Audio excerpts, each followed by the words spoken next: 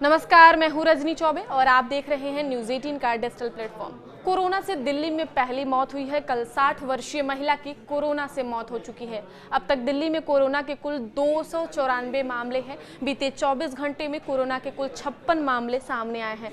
Latest update की अगर बात करें तो भारत में कोरोना वायरस का कहर शुरू हो गया है। केंद्रीय स्वास्थ्य मंत्रालय द्वारा जारी किए गए ताजा आंकड़ों के अनुसार बीते 24 घंटों में इस बीमारी से अब तक 7 लोगों की मौत हुई है। संक्रमित लोगों की संख्या बढ़कर 2700 को पार कर गई है। केरल इससे सबसे अधिक मामले मिले हैं। यहाँ कुल संक्रमितों की जो संख्या है वो 1147 हो गया है, जबकि महाराष्ट्र 424 केस के साथ दूसरे नंबर पर है। पिछले 24 घंटे में 511 नए मामले दर्ज किए गए हैं। कोरोना की वजह से दिल्ली में एक 60 वर्षीय महिला की मौत हो गई है।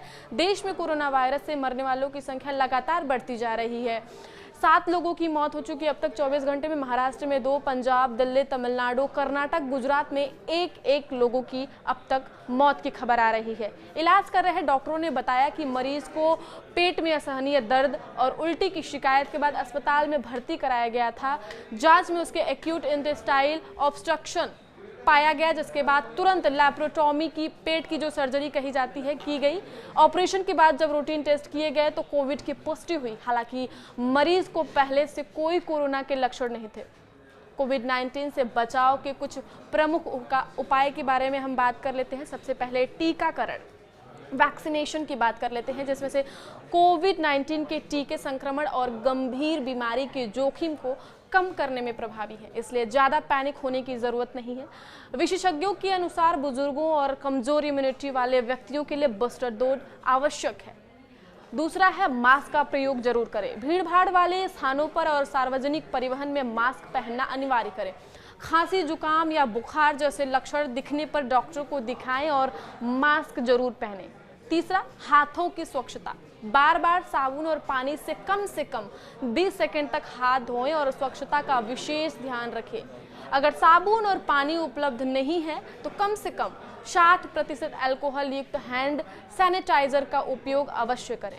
चौथा, सोशल डिस्टेंसिंग। कम से कम 2 गज की दूरी जरूर बनाकर रखें और इस बात का खास ख्याल रखें कि विशेषकर सार्वजनिक स्थानों पर भीड़ भाड़ वाली जगहों से पूरी तरह बचें और आवश्यक होने पर ही बाहर जाएं।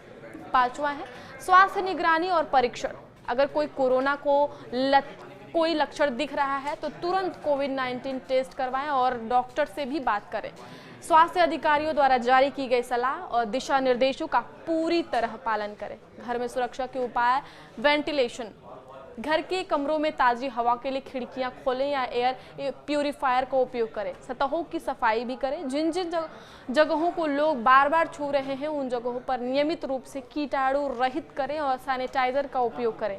स्वास्थ्य निगरानी, जो कि परिवार के सभी सदस्यों का तापमान और स्वास्थ्य की नियमित जांच करें। केंद्रीय स्वास्थ्य और परिवार कल्याण मंत्रालय के अनुसार 1 जनवरी से 19 मई तक देश में कोविड से जुड़े 257 मामले सामने आए हैं। वहीं 12 मई के बाद 164 केस की पुष्टि हुई है। सरकार के मुताबिक भारत में स्थिति पूरी तरह नियंत्रित है। अब तक ऐसा कोई सबूत नहीं मिला है जिससे यह लगे कि ये नया वेरिएंट पहले से ज़्यादा खतरनाक या तेजी से फैलने वाले हैं। सबसे अधिक मामले केरल, महाराष्ट्र और तमिलनाडु से आ रहे हैं। विशेषज्ञों का कहना है कि मौसम बदलने और यात्रा में वृद्धि के कारण मामलों में उछाल की आशंका बनी हुई है। इस खबर में अपडेट के लिए आप देखते रहिए न्यूज 18 मध्य प्रदेश छत्तीसगढ़। धन्यवाद।